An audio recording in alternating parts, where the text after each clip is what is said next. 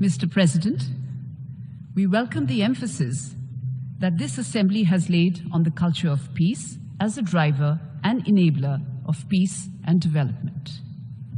We firmly believe that pluralism, tolerance, mutual respect, and the diversity of religions and beliefs are the foundation for promoting human fraternity and fostering a culture of peace.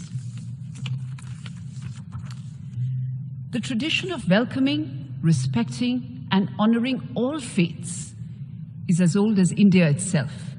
The great Indian philosopher-thinker Swami Vivekananda had said, and I quote him, "We believe not only in universal toleration, but we accept all religions as true," unquote. Mr. President, it bears reiteration that India considers the entire world as one large interconnected family. This enduring philosophy has guided our constant interaction and exchange of thoughts with the outside world. In fact, and as many of you would know, the theme of India's G20 presidency is Vasudhaiv Kutumbakam, or One Earth, One Family, One Future. Sarva Dharma Sambhava is also a unique concept of Indian secularism, which maintains that all religions are inherently good and worthy of respect. This principle of equal respect and treatment for all faiths has been a part of India's ethos for thousands of years. This principle is also integral to the Constitution of India.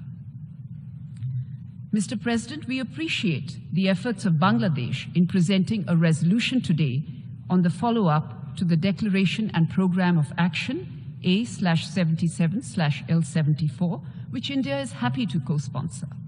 We firmly believe that the exercise of the right to freedom of opinion and expression and full respect for the freedom to seek, receive, and impart information play an important role in promoting pluralism and combating religious intolerance.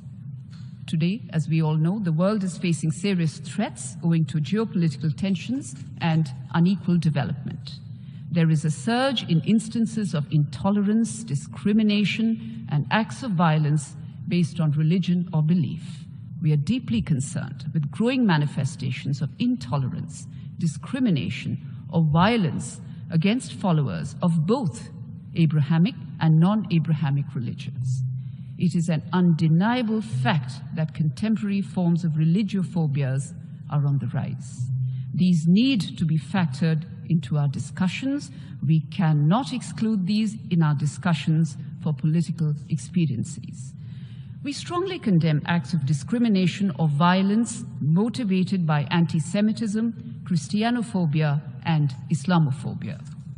We also express deep concern on the growing increase in attacks on religious places, including churches, gurudwaras, monasteries, mosques, temples, synagogues, and other religious sites. This is the time for us to work together to strengthen human fraternity and to intensify our efforts in building a culture of peace. We urge for strengthened international efforts to foster a global dialogue on the promotion of a culture of peace and reaffirm that inter-religious dialogue should be inclusive, broader, and encompass all religions and all faiths. Mr. President, terrorism, which is a manifestation of intolerance and violence, is the antithesis of all religions and cultures. The world should be concerned by terrorists who use religion to justify these acts and those who support them in this quest. We must adopt zero tolerance against terrorism and violent extremism. I will also say that effective international cooperation on any of the pillars of the United Nations, human rights, development, or peace and security, will remain elusive unless countries recognize and promote the values of democracy, pluralism, and the rule of law in the work of the United Nations. It is important, I'm sure you'll agree, that it is important to preserve the unitedness of the United Nations by pushing back all attempts to introduce a divisive agenda, particularly in matters related to religion. Member states need to work together to strengthen a real culture of peace and to envision the world as one large family, as does India. Lastly, and most regrettably, we have heard some deeply distorted and inaccurate, not to mention malicious remarks from a delegate.